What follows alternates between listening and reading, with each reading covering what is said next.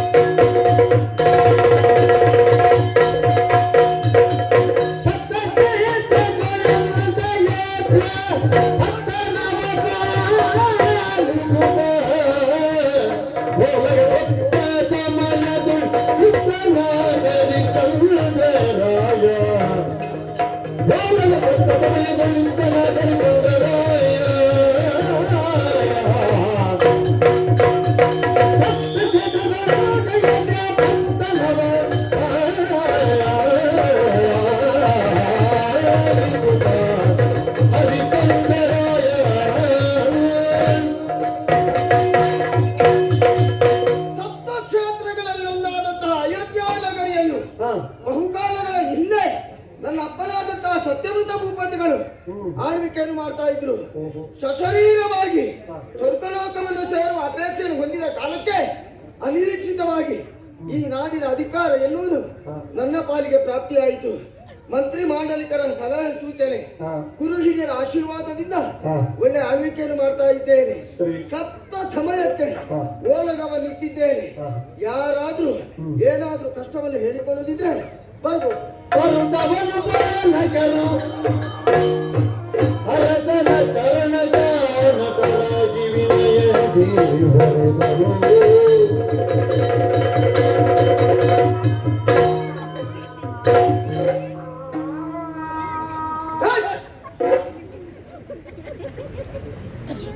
ಎಂತದ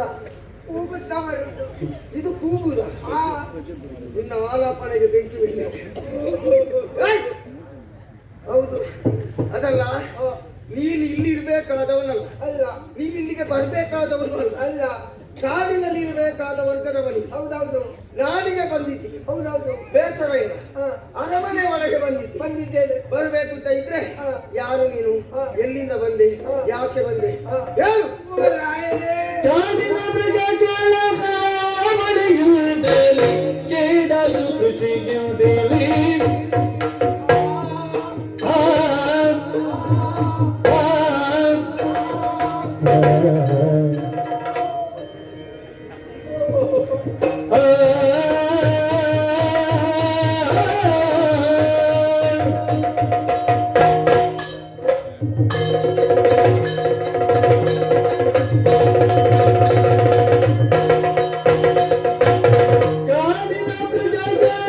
Oh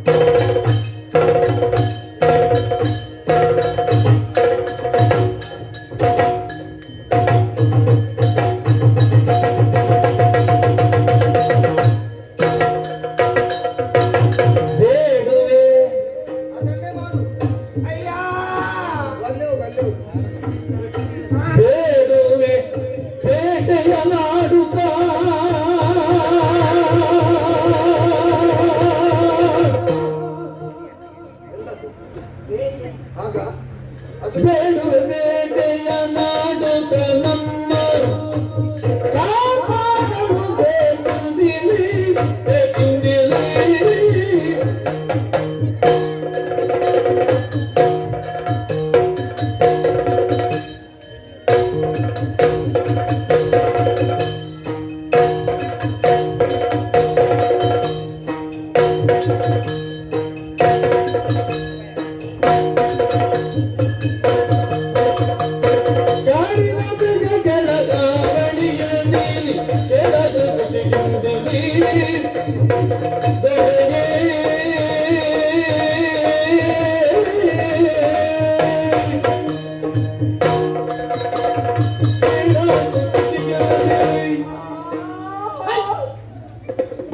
ಬಂದದ್ದು ಯಾಕೆ ಅಂತ ಹೇಳಿದ್ರೆ ಅದನ್ನು ನಿಲ್ಲಿಸು. ರಾಯರೇ, ಯಾರು ನೀನು? ನಾವು ಗಿರಿಜನ ಮಕ್ಕಳು. ಯಾವ ಗಿರಿಜನ ಮಕ್ಕಳು? ಅಲ್ಲ, ನೀವು ನಮಗೆ ಅಲ್ಲಿ ಜಾಗ ಕೊಟ್ಟಿದ್ದೀರಲ್ಲ. ಜಾಗ ಕೆಲವು ಮಂದಿಗೆ ಕೊಟ್ಟಿದ್ದೇನೆ, ಅದರಲ್ಲಿ ನೀರು ಯಾರು ಬೇಕಲ್ಲ. ನೀವೆಲ್ಲ ಹೀಗೆ ಸೋಮಾರ ಆಗಬಾರ್ದು. ಸೋಮವಾರ ಅಲ್ವಾ? ಆಗಬಾರದು. ಹಾ, ನೀವೆಲ್ಲ ದುಡಿದುಣ್ಣಬೇಕು. ಹೌದು. ಕೈಯಲ್ಲಿ ಹೆಸರಾದ್ರೆ ಬಾಯಲ್ಲಿ ಕೆಸರು. ಇಲ್ಲಿ ಯಾರ ಬೇಗ ಬರ್ತದಲ್ಲ. ಕೈ ಕೆಸರಾದರೆ ಬಾಯಿ ಮೊಸರು. ಹಾ. ಕೃಷಿಕ ಜಾಸ್ತಿ ದುರ್ಭಿಕ್ಷ. ದೊಡ್ಡ ದೊಡ್ಡ ಶಬ್ದ ಎಲ್ಲ ಉದ್ರಾಗಿ ಹೋಗುತ್ತಲ್ಲ. ನನ್ನ ಅಜ್ಜಿ ಹೇಳಿದ್ದಾರೆ, ಎಂತ ದೊಡ್ಡ ದೊಡ್ಡ ಶಬ್ದ ಸರಿಯಾಗಿ ಬರದಿದ್ರು ಹೊತ್ತಾಕು ಮಗ ಬೇಗ ದೊಡ್ಡ ಜನ ಆಗ್ತಿಂತ. ಇನ್ನು ಬೇಗ ನಿನ್ನನ್ನು ಹೊತ್ತಾಗ್ತಾರೆ. ಕೇಳಿದವರು ಗೊತ್ತುಂಟಾ? ಇಲ್ಲಿಗೆ ಬೇಡ ಅದು. ಆಯ್ತು. ನೀವು ನಮಗೆ ಅಲ್ಲಲ್ಲಿ ಕಾಡಿನ ಮಧ್ಯದಲ್ಲಿ ಜಾಗ ಕೊಟ್ಟಿದ್ದೀರಲ್ಲ, ಅಲ್ಲಿ ದುಡಿದು ಬದುಕಿ ಅಂತ ಕೊಟ್ಟಿದ್ದೇನೆ. ಹೌದು. ಏನಾಯ್ತು? ಅಲ್ಲಿ ಎಲ್ಲ ನಾನು ಮತ್ತೆ ನನ್ನ ಹೆಂಡತಿ ಒಂದು ಹೊಡೆಚಾಡಿದ ರೀತಿಯನ್ನು ನೋಡಬೇಕಿತ್ತಪ್ಪ. ನಿಮಗೆ ಮನೆಯಲ್ಲಿ ಜಾಗ ಇರಲಿಲ್ವಾ?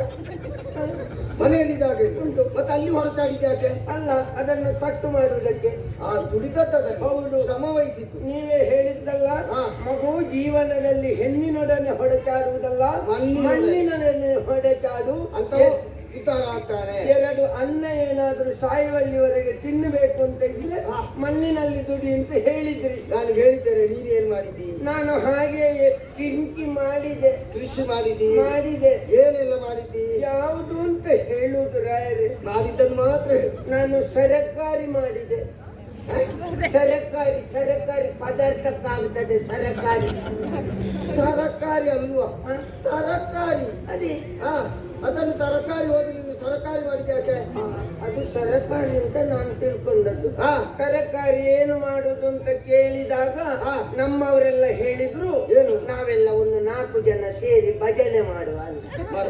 ಮಾಡಿ ಅದು ಒಳ್ಳೆಯದು. ಮಾಡಿ ನಾವು ಯಾವುದೇ ಒಂದು ಕಾರ್ಯಕ್ಕೆ ಹೊರಟಾಗ ಬರುವಂತ ವಿಘ್ನವನ್ನೆಲ್ಲ ದೂರ ಮಾಡಬೇಕಿದ್ರೆ ಒಂದು 4 ಮಂದಿ ಇತ್ತಲ್ಲ, ಒಂದು 10 ಮಂದಿ 100 ಮಂದಿ ಹೀಗೆ ಒಟ್ಟು ಸೇರಿ ನಾವು ಮೊದಲಿಗೆ ಭಜನೆ ಎನ್ನುವ ಕಾರ್ಯವನ್ನು ಮಾಡಿ ಮತ್ತೆ ನಾವು ತೊಡಗಿದ್ರೆ ಆ ಕಾರ್ಯ ಒಳ್ಳೆಯ ರೀತಿಯಲ್ಲಿ ಮುಂದುವರಿತದೆ ಅಂತ ಲೆಕ್ಕ. 100 ಜನ ಆದ್ರೆ ಕಷ್ಟ ಆಗ್ತದೆ ಹಂಚಲಿಕ್ಕೆ.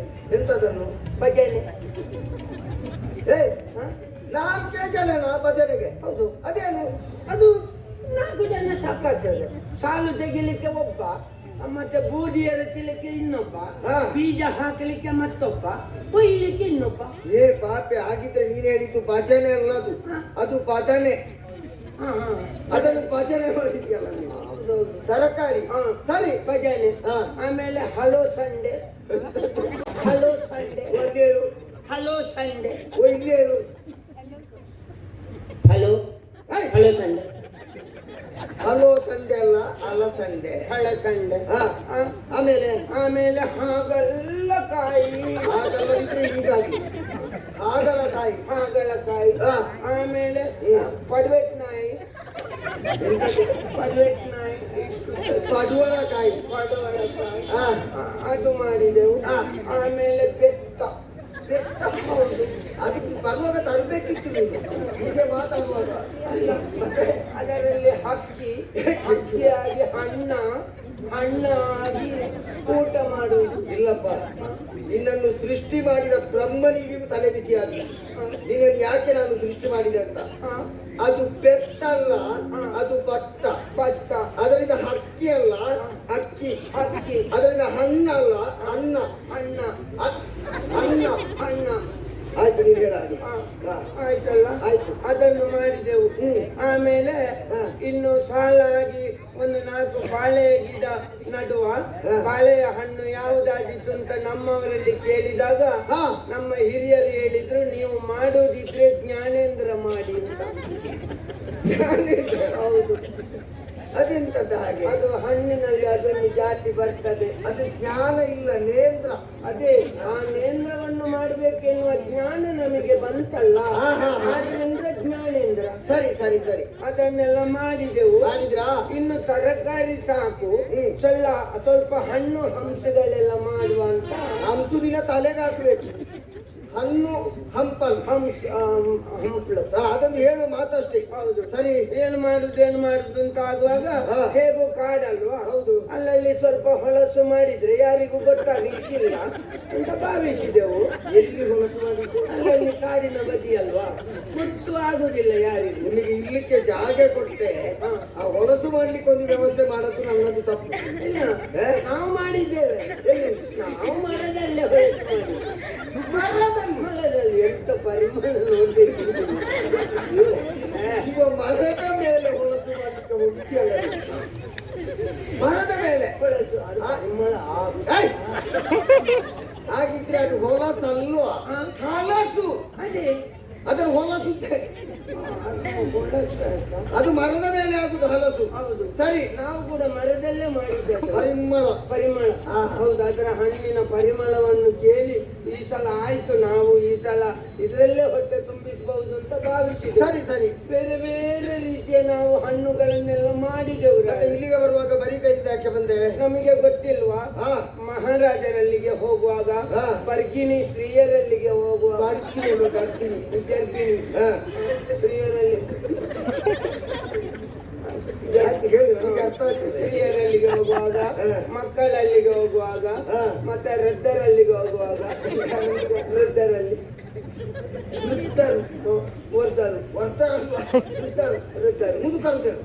ಕುದುಮರು ಅವರಲ್ಲಿಗೆ ಹೋಗುವಾಗ ಬರಿಗೈಯಲ್ಲಿ ಹೋಗಬಾರ್ದು ಎನ್ನುವುದು ಸಂಪ್ರದಾಯ ಅದು. ಹೌದು. ಆದ್ರೆ ಏನು ಮಾಡುವುದು ಬುದ್ಧಿ? ಏನು? ನಾವು ಮಾಡಿದ ತರಕಾರಿಗಳು ಹಣ್ಣುಗಳು ಎಲ್ಲ ನಮಗೆ ನೋಡುವುದಕ್ಕೆ ಮಾತ್ರ. ಯಾಕೆ ತಿನ್ನಬಾರ್ದು ಅಂತ ಹೇಳಿದ್ರೆ ಕೈ ಹಾಕ್ಲಿಕ್ಕೆ ಸಿಗುದಿಲ್ಲ. ಯಾಕೆ ಸಿಗ್ಲಿಲ್ಲ? ಕಾಡು ಮೃಗಗಳ ಹುಡಬೆತ್ತಾಳ, ಉಪಟಾಳ, ಉಟ್ಟಪಳ, ಉಟ್ಟಪಳ ಮತ್ತೊಂದು ಬಳ್ಳ, ಉಪಟಾಳ, ಉಪ್ಪಳ, ಉಪ್ಪಳಲ್ಲ ಅದಕ್ಕಿಂತ ಆಚೆ ಉಪ್ಪ.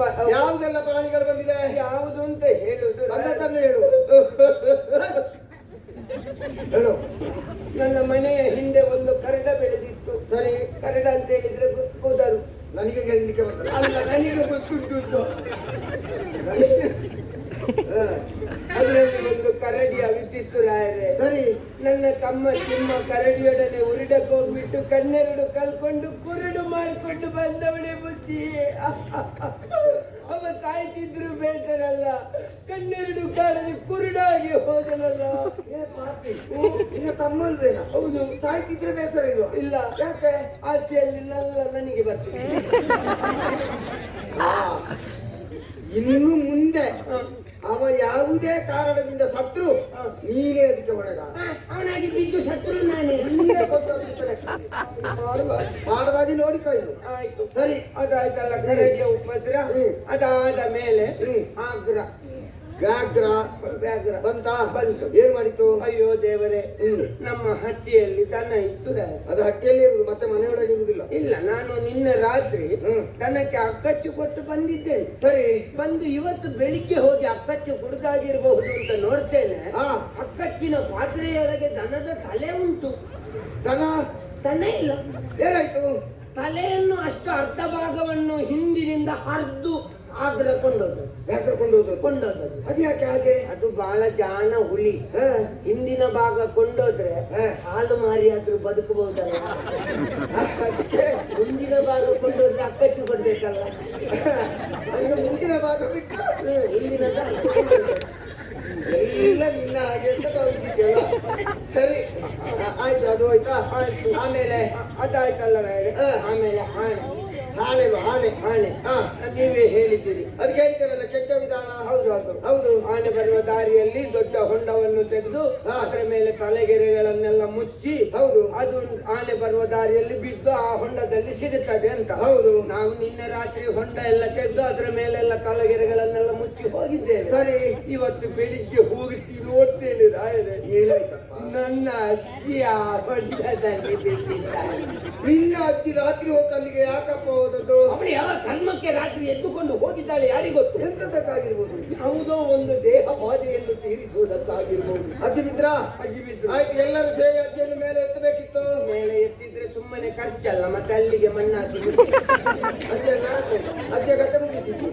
ಸರಿ, ಸುಮ್ಮನೆ ಶ್ರಾದ್ದಕ್ಕೆಲ್ಲ ಯಾರು ಖರ್ಚು ಮಾಡಿ? ಅದು ನೀನು ಸಾಯೋಗ ಹಾಗೆ ಮಾಡಿ ಅದು ನೆನಪಿಟ್ಟುಕೋ. ಇಲ್ಲಪ್ಪ. ಆಯ್ತಲ್ಲ ರಾಯರೇ, ಆನೆಯ ವಿಚಾರ ಆಯ್ತು. ಸರಿ. ಇನ್ನು ಮಂಗ ಬುದ್ಧಿ ಯಾರು?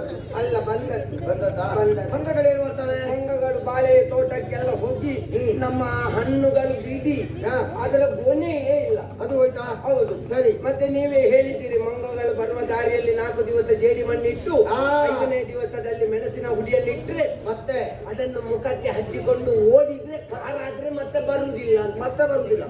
4 ದಿವಸ ಜೇಡಿ ಮಣ್ಣಿಟ್ಟೆ, ಏನಾಯ್ತು? ಮುಖಕ್ಕೆ ಹಚ್ಚಿಕೊಂಡಿತ್ತು. ಹಾ. 5ನೇ ದಿವಸ ಮೆಣಸಿನ ಹುಡಿಯನ್ನಿಟ್ಟೆ, ಏನಾಯ್ತು? ಮುಖಕ್ಕೆ ಹಚ್ಚಿಕೊಳ್ತದೆ ಅಂತ ಭಾವಿಸಿದೆ, ಕೈ ಚೀಲದಲ್ಲಿ ಹಾಕಿಕೊಂಡು ಹೋಯ್ತು. ಹೌದು. ಮೆಣಸಿನ ಹುಡಿ. ಅದು ಯಾಕೆ? ಬಹುಶಃ ಸಾಂಬಾರಿಗೆ ಪುಡಿ ಇಲ್ಲ. ಹೌದು. ಪಾಪ ಖರ್ಚು ಉಂಟಲ್ಲ ಈ ವ್ಯವಹಾರದಲ್ಲಿ. ಆಹಾ, ನೀನು ಅದನ್ನು ಮಂಗ ಮಾಡ್ಲಿಕ್ಕೆ ಹೋದೆ, ಹೌದು. ಅದು ನಿನ್ನನ್ನು ಮಂಗ ಮಾಡಿದ್ದಷ್ಟೇ. ಹೌದು. ಮಂಗಗಳೆಲ್ಲ ಬುದ್ಧಿ ಇಲ್ಲ ಅಂತಲ್ಲ ಅಂತ. ಹೌದಪ್ಪ. ಅಪ್ಪ, ಮಂಗಗಳಿಗಿದ್ದಷ್ಟು ತಲೆ ನಮಗಿಲ್ಲ, ಇರ್ಲಿಕ್ಕಿಲ್ಲ. ಆಯ್ತಲ್ಲ ರಾಯರೇ. ಇದು ಕೆಳಗಿನಿಂದ ಬಂದದ್ದು, ಮತ್ತೆ ಇನ್ನು ಮೇಲೆ ಹಾರಾಡಿಯಿಂದ ಬಂದಿದ್ದಾರೆ. ಹಾರಾಡಿಯಿಂದ? ಹೌದು. ಯಾರು ಬಂದದ್ದು? ಎಸ್ಕೆ ಹಾರಾಡುವ ಪಕ್ಷಿಗಳು, ಬಸ್ಕಿಗಳು. ಹಾ. ಆಯ್ತು. ಒಂದೆರಡು ಜಾತಿ ಎಲ್ಲ ರಾಯರೇ. ಯಾವುದೆಲ್ಲ? ದೊಡ್ಡಕ್ಕಿ, ಸಣ್ಣಕ್ಕಿ, ಬೆಳ್ತಕ್ಕಿ, ಕುಚಿಲಕ್ಕಿ ಎಲ್ಲ ಆಯ್ತಾ? ಹೌದು. ಎಂತದ್ದೆಲ್ಲ? ಅದೆಲ್ಲ ನಮ್ಮ ಜಾತಿಯವರಿಗೆ ಗೊತ್ತಾಗುವುದಕ್ಕೆ ನಾವೇ ಹೆಸರಿಟ್ಟದ್ದು. ಸರಿ. ಸಣ್ಣ ಜಾತಿ ಹಕ್ಕಿಗೆ ಸಣ್ಣ ಅಕ್ಕಿ, ದೊಡ್ಡ ಜಾತಿ ಅಕ್ಕಿ ದೊಡ್ಡ ಅಕ್ಕಿ, ಬೆಳ್ಳಗಿರುವ ಅಕ್ಕಿ ಬೆಳ್ಳಕ್ಕಿ, ಮೈಯಲ್ಲಿ ಕುಚ್ಚು ಇರುವುದು ಕುಚಿಲಕ್ಕಿ, ಮಂಡಕ್ಕಿ ಮಂಡಕ್ಕಿ. ಹೂವಲ್ಲಿ ಕೇಳು. ಮಂಡೆ ದೊಡ್ಡದು, ಸಣ್ಣ ಸಣ್ಣದು. ಅದಕ್ಕೆ ಬಂದಕ್ಕಿಂತ ಹೌದು. ಸರಿ. ರಾಯರೇ, ಬೆಳೆಸಿದ ಬೆಲೆ ಇಲ್ಲ, ತಿನ್ನುವುದಕ್ಕೆ ಅನ್ನ ಇಲ್ಲ. ಹೋಗುವ ಅಂತ ಹೇಳಿದ್ರೆ ಅಪ್ಪಣೆ ಕೊಟ್ಟು ನಿಲ್ಲಿಸಿದವರು ನೀವು. ನಿಮ್ಮಲ್ಲಿ ಒಂದು ಮಾತು ಹೇಳಿ ನಾವು ಊರು ಬಿಟ್ಟು ಹೋಗ್ತೇವೆ. ಕೇಳಿ ಕೇಳುತ್ತ ಇಳೆಯ ಬಾಲಕ ಹೇಳಿದನು ಧೈರ್ಯವನ್ನು ತಾಳಿರಿ. ಹೋದೊಮ್ಮೆಂದು ಕೆಲಸವನ್ನುವೇ ಒಳಗೆ